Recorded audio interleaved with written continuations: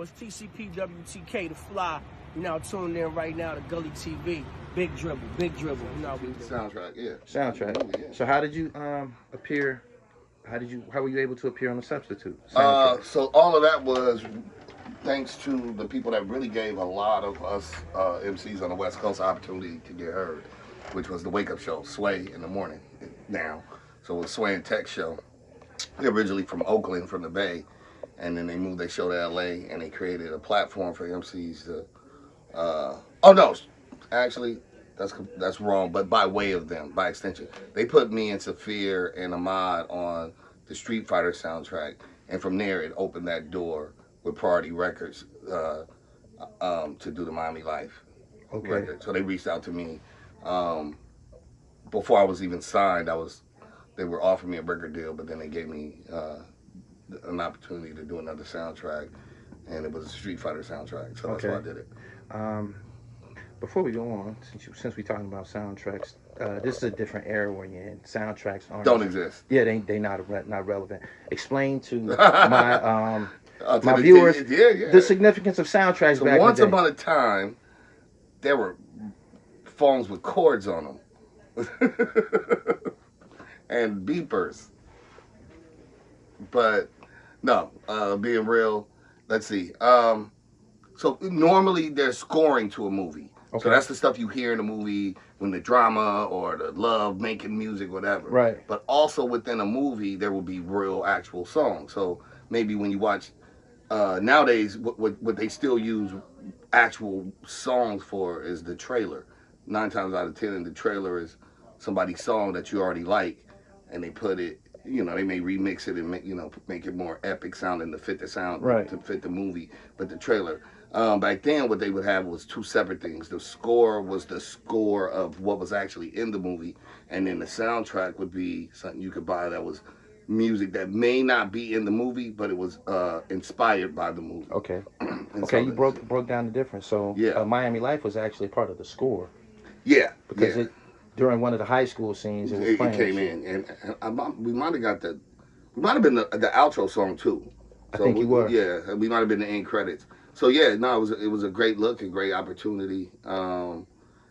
It kind of confused a lot of people because it's called Miami Life, and I'm from LA. I thought you was from Miami. Yeah, because of that. But it opened a lot of doors. The reason why I did it purposely was because outside looking in as a fan, I would go watch these movies about LA, and there'd be a million East Coast niggas on it, to be perfectly honest. Okay. And so a lot of the soundtracks didn't fit the movie. You know, you know, if it's a movie about,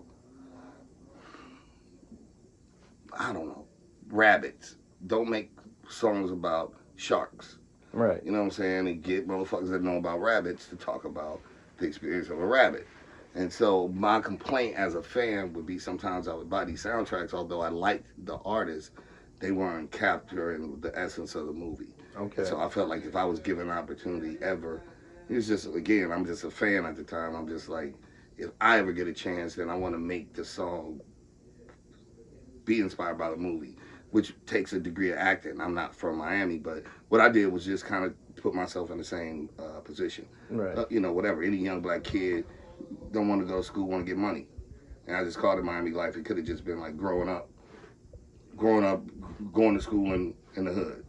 Okay. That could have been the name of it. But I just made it more specific to the movie. What did 1996 mean to you? 1996 is, I actually have an event coming up, ironically, April 21st. Hopefully this is out by then. But for me, 96 was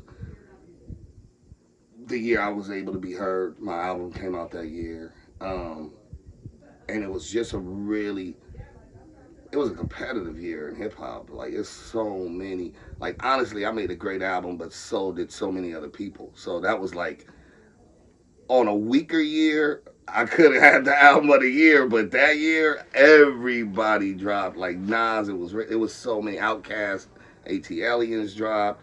Pop dropped 2. Yeah. He dropped Machiavelli and All Eyes on Me in that one year. It's everybody, man. It was about if you just Google 1996 hip hop, like I think Raekwon, like it was a lot of problems that year. Got 96 on your arms, on your sleeves, on your baseball. Yes, sir. Yeah, no doubt. That's what it is. Magical year and shit. Boom.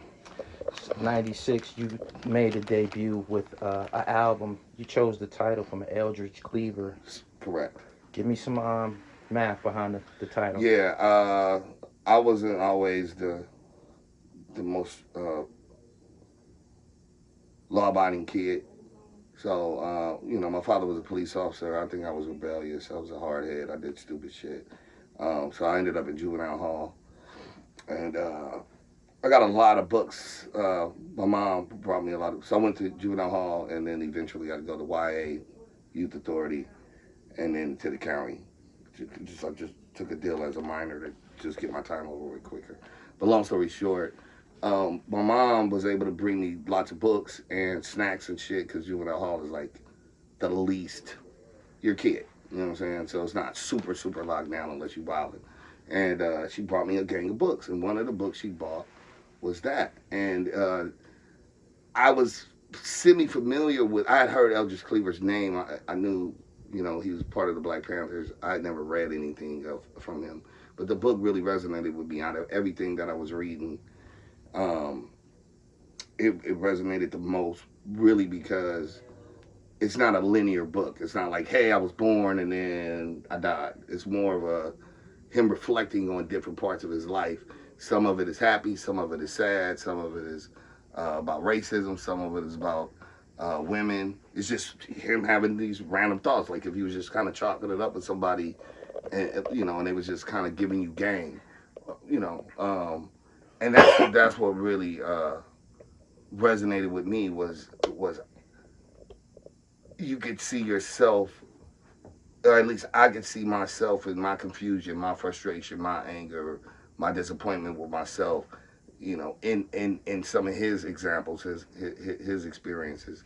And so I purposed that, you know, I had a record deal prior to going to juvenile hall. I was buzzing already.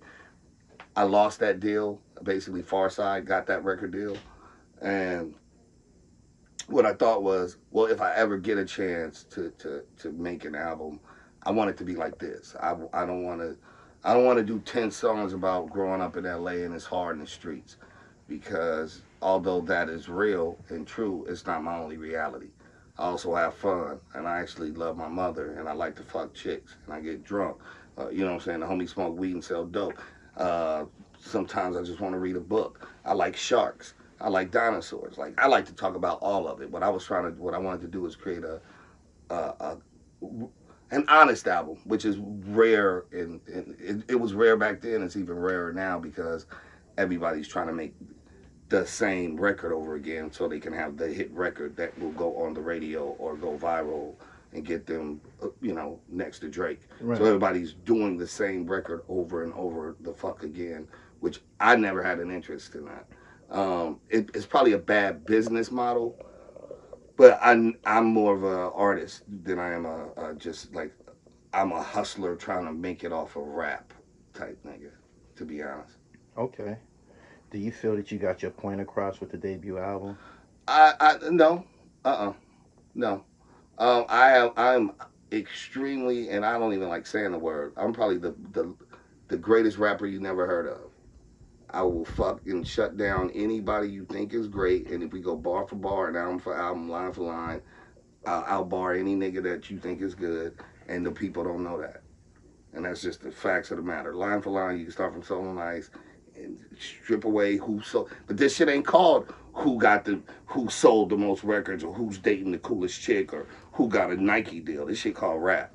These niggas, if you talking about rap, yeah. Everybody, I'm your favorite rapper's favorite rapper. Niggas know. Niggas know where the bars is at, and this ain't no West Coast bars. Like, no, nigga, these bars, period. Nigga, East, West, I don't give a fuck a nigga from Jupiter.